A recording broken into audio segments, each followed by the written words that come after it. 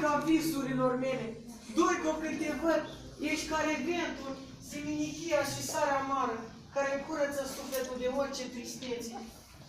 Tu, domn doctor, că prea frumos vorbiți și nu înțeleg nimic din păsăreasca dumneavoastră. Îmbolnăvește-te, Doica, îmbolnăvește-te pentru mine. N-ar fi fericire mai mare pe lume pentru mine decât să te caut. Sluga mea dumneavoastră, dar mi-e mai bine necăutată. Dacă ai ști cât te plâng, Nuriu, că ai avut parte de un bărbat bădăran și gelos. Așa e, domn doctor, așa e. E pentru ispășirea păcatelor mele, că vorba aceea. Capra Paște, acolo ne-i priponit. Dar n-ați văzut decât o leacă de suceala lui. Dar cum se poate, Doică? Cum se poate să fie un om atât de hain, cu o făptură atât de bine făcută ca dumneata? Câți nu ar fi fericiți să sărute măcar vârfușoarele degetuțelor piciorușelor dumneavoastră? Un bădăran să alea, un idiot, un golan. Iartă-mă, Doică, că vorbesc așa de soțul dumitale. Dar n-ați văzut decât o leacă de suceala lui. Dar îi se potrivește tot ce spune. Se potrivește, Doică, se potrivește, dar i s-ar potrivi să-i potrivești ceva pe frunte ca să te răzbuni. Domn doctor, dacă m-aș potrivi la ce îi se potrivește, mai că aș face o drăgie. Doică, zău că merită să te răzbun cu cineva pe el. Și dacă ar fi să fiu eu, fericitul, cel ales, o, Doică!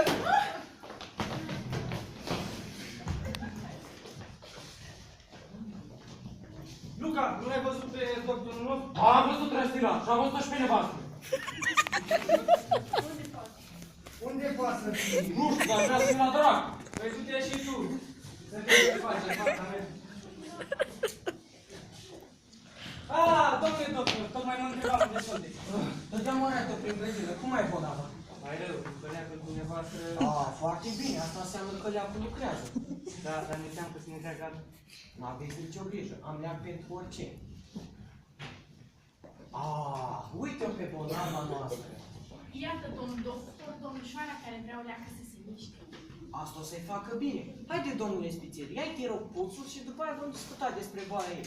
Domnule, se dă o mare și subtilă bătălie între oameni ca să vadă cine e mai ușor de vindecat. Bărbatul sau femeia?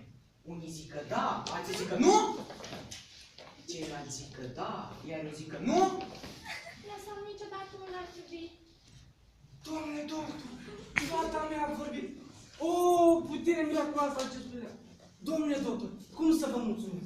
Uite o boală care mi-a dat de furcă. Da, tată, mi-a recăpătat graiul. Dacă l-a recăpătat pentru a-ți spune că nu s-a niciodată un altul decât pe Leandru. Lusin? Nimic nu mă poate gândi de hotărârea pe care am luat-o. Iar încep. Toate vorbile tale sunt de visos. Dacă... E un lucru la care sunt hotărâtă. Am... Inima mea nu se va pleca în fața acestei tiranii. O să... Și mai bine mă duc la mănăstire decât să mă mai ocupa pe care nu-l iubesc. Ce să văd eu, domnule doctor, vă rog să nu țiți din nou. Asta mi-e cu neputință. Tot ce pot să fac e să vă asociez pe dumneavoastră. Crezi tu, oare?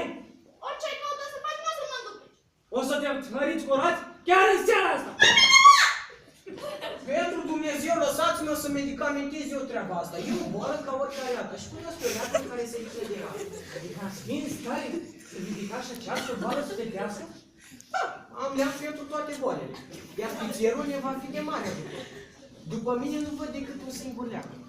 O doză purgativă de spălare de putină, pe care o amestecăm cu 2 porții de matrimoniu în pilule. Ia și 2 raidă prin grădină și nu uita leacul!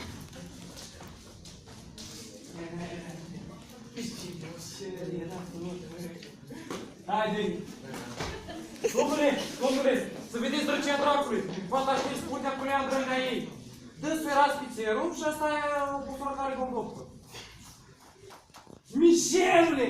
Ticărosule! Ți-ai bătut joc de mine! O să te dau pe mâna justiției! Repede, un polițai! Și aveți grijă de el să nu fugă! Domn doctor, pe ochii mei costi spânsul. Să nu-ți faci cu el la fugă!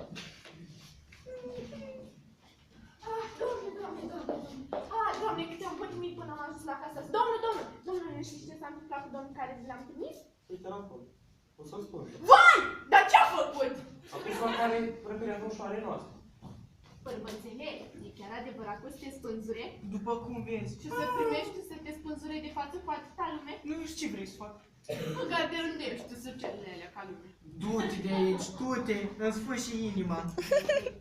Nu plec de aici până când te vedea spânzurat, îți dau curaj să mori. Bănuțarul vine mai decât. Și hai să vezi dumneata. Domnule, nu s-ar putea schimba asta cu o ciomățeală? Nu! Justiția va hotărâ. Dar ce văd? Domnule, am venit să vă arăt adevărata fața neagră. Nu e alt decât din mâna dumneavoastră. Iar eu am să-ți arăt adevărată fața. Unchiul meu a murit, sunt unicul moștenitor. Averea în mâinile dumitale? Domnule, văd că însușirile dumneavoastră sunt deosebit de prețioase și vă dau fiica mea cu cea mai mare bucurie. A scăpat medicina cu obrazul curat.